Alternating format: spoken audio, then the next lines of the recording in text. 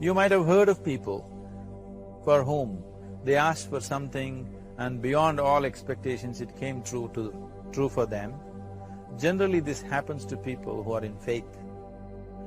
Now, let's say you want to build a house. If you start thinking, oh, I want to build a house. To build a house I need 50 lakhs, but I have only 50 rupees in my pocket. Not possible, not possible, not possible. The moment you say not possible, you're also saying I don't want it. So on one level you're creating a desire that you want something, on another level you're saying I don't want it.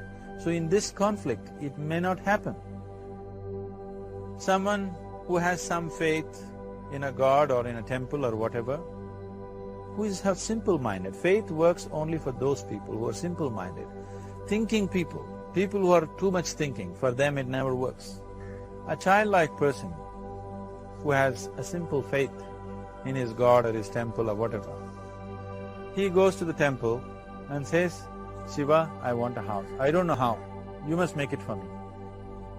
Now in his mind there are no negative thoughts. Will it happen? Will it not happen? Is it possible? Is it not possible? These things are completely removed by this simple act of faith. Now he believes Shiva will do it for him and it will happen.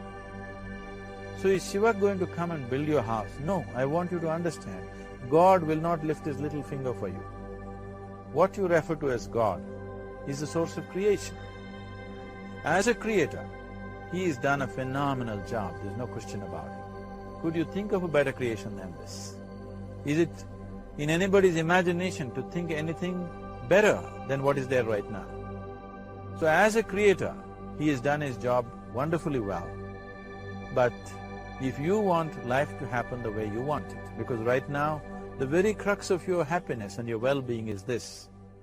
If at all if you're unhappy, the only and only reason why you're unhappy is life is not happening the way you think it should happen. That's all it is.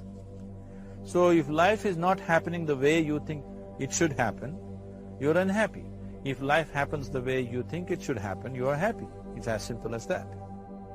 So if life has to happen the way you think it should happen, first of all, how you think, with how much focus you think, how much stability is there in your thought, and how much reverberance is there in the thought process will determine whether your thought will become a reality or is it just an empty thought. Or how you do not create any impediments for your thought by creating negative thought process. Is something possible or not possible? It is destroying humanity. What is possible and not possible is not your business, it's nature's business. Your business is just to strive for what you want. Right now you're sitting here. If I ask you two simple questions, I want you to just look at this and answer this. Right now from where you're sitting, can you just fly off? You say no? Right now from where you're sitting, can you get up and walk? You'll say yes. What is the basis of this? Why you say no to flying and yes to walking? Because past experience of life, many times you've gotten up and walked, never did you fly off.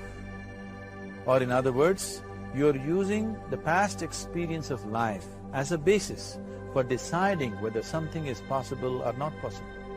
Or in other words, you have decided that what has not happened till now cannot happen in your life in future. This is a disgrace to humanity and the human spirit. What has not happened till now on this planet can happen tomorrow. Human beings are capable of making it happen tomorrow. So what is possible and what is not possible is not your business. That is nature's business. Nature will decide that. You just see what is it that you really want and strive for that. And if your thought is created in a powerful way, without any negativity, without any negative thoughts bringing down the intensity of the thought process, it will definitely manifest. The whole existence today, modern science is proving, is just a reverberation of energy. It is a vibration. Similarly, your thought is also a vibration. If you generate a powerful thought and let it out, it will always manifest itself. So generally, people are using faith as a means to remove the negative thought. Today, once you have become thinking human beings, your faith is not too deep. It doesn't matter how much faith you think you have, somewhere doubts always crop up. Right now, the way your minds are made, this moment, if God appears right here, you will not surrender to Him. You will want an investigation whether He is really God or not. With this kind of mind, you should not waste your time on faith. So there is an alternative, which is commitment.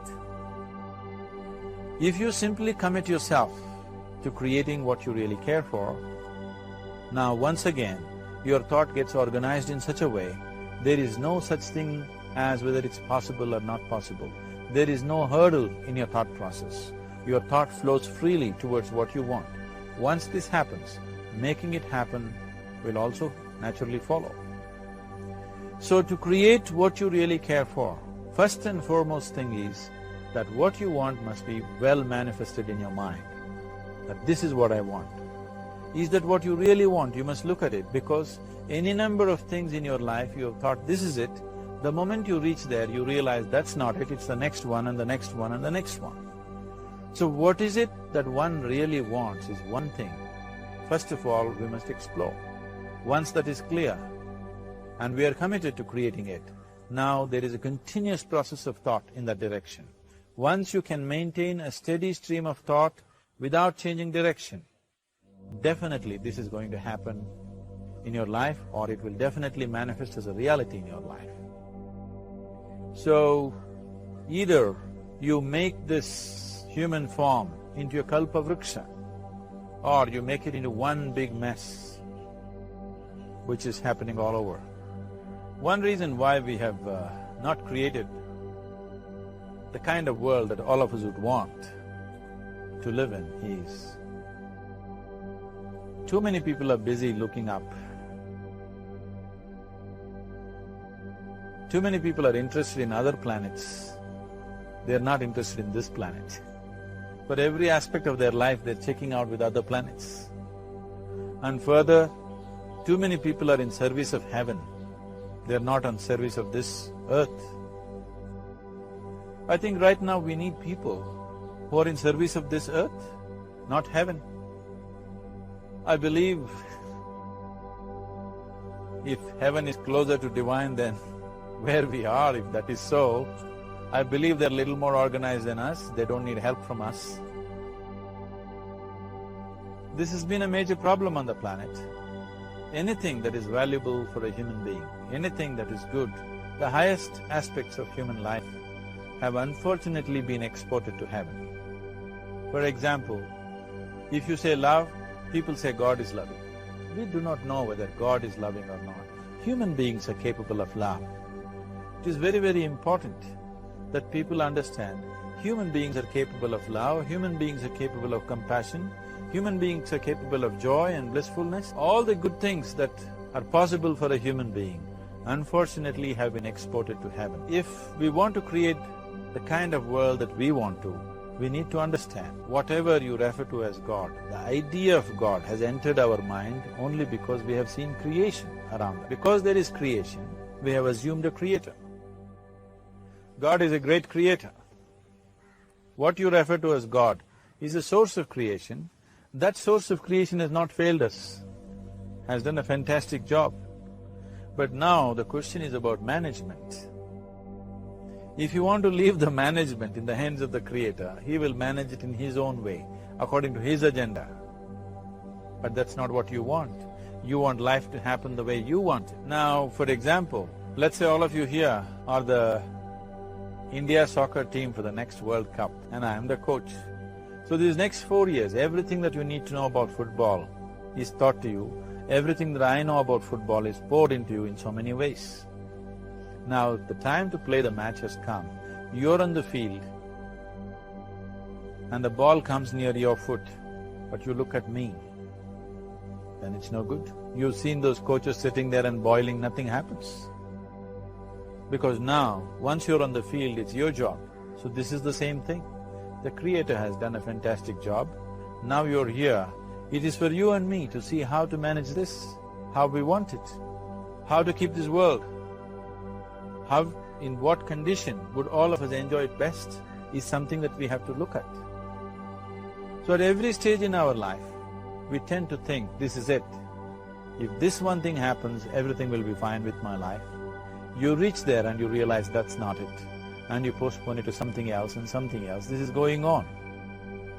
The first and foremost thing is, you must be clear what is it that you really want.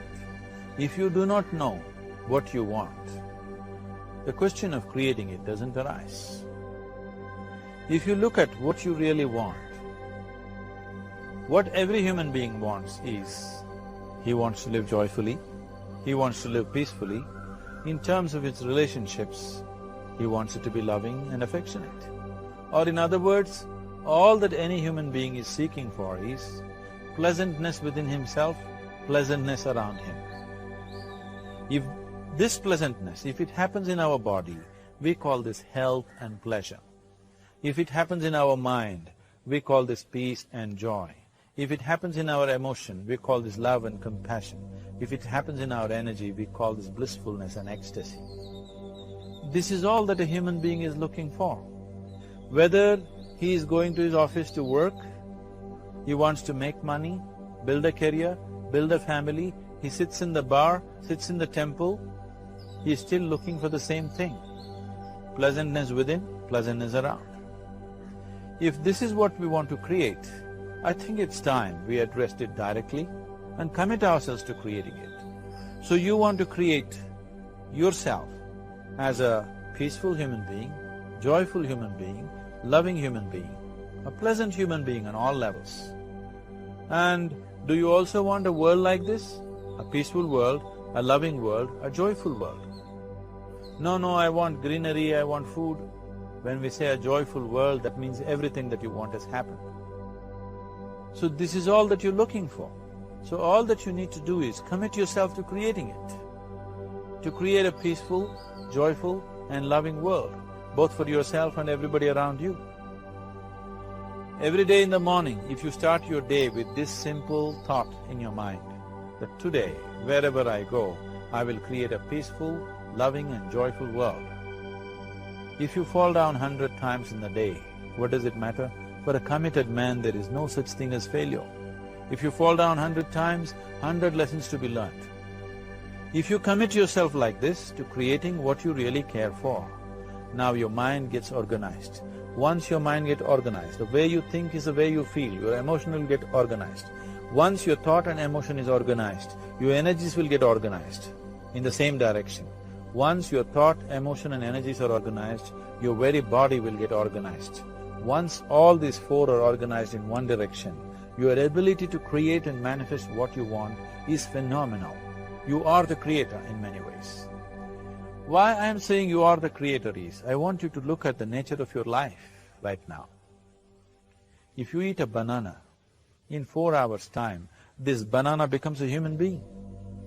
There is something within you, a life-creating process, a process which builds this body. The manufacturer of this body is within. You give him a banana, he makes a human being out of that banana. Transforming a banana into a human being is not a small thing. It is a phenomena. It is just that this phenomena is happening within you unconsciously. If you could only consciously manifest this, making a banana into a human being, you are the creator. You are nothing less than that. As the theory of evolution goes, to make a monkey into a human being, it took millions of years. Over an afternoon, you can make a banana into a human being or whatever else, a piece of bread that you eat, into a human being.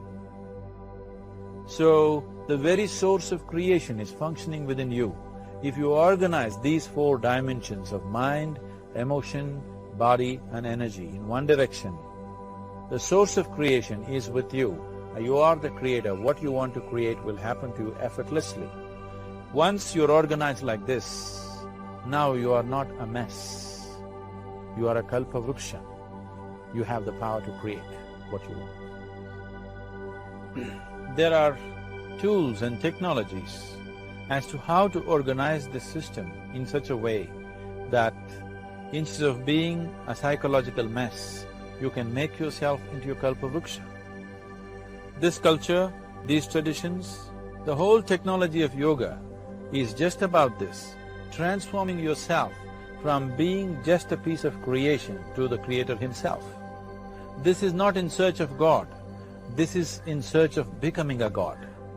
This is not in search of divine, this is in search of becoming divine, because that which you call as divine, that which is the source of existence, is throbbing within you every moment of your life. Otherwise, a piece of bread cannot become a human being in the course of an afternoon. So, shifting from being just a piece of flesh and blood to becoming a creator, there is a whole science and technology for this. There are tools to make this happen. That which is the source of creation is functioning within you every moment of your life. It is just that, have you kept access to that dimension or not? Organizing the four basic elements of your life will give you that access. There are tools and technologies to do this. The whole science of yoga, the whole technology that we refer to as yoga is just about this, transforming yourself from being just a piece of creation to become a creator. For example, 100 years ago, if I picked up something like this and I start speaking to someone who is across in another part of the world, you would think it's some kind of a miracle. Either I must be a messenger or a son or maybe God Himself. But today, this is just another gadget that every one of us carry and use. Today, sitting here, without using this instrument, if I speak to someone in another part of the world, it is still a miracle for you. So, this instrument happened because of human mind wanting it to happen. 100 years ago, nobody thought this was possible, but today it is just a common thing. Similarly, many things which are not in our perception yet can be brought into our perception, and our ability to create our lives can be greatly enhanced. So the first and foremost thing is to organize the mind and to organize your emotions, body and energy in that line. Once this happens, you are in touch with the fundamental life-creating process within you. Once you're in touch with it, once you're in excess of that power, you have the power to create. You have the power to create your life and your surroundings the way you want it. Because we have lost our power to create, we are making a mess out of ourselves and the world around us. If we operated as the true creator, as it is operating within us, creating this body for us, if we could create our lives with the same sense of organization and sense of purpose,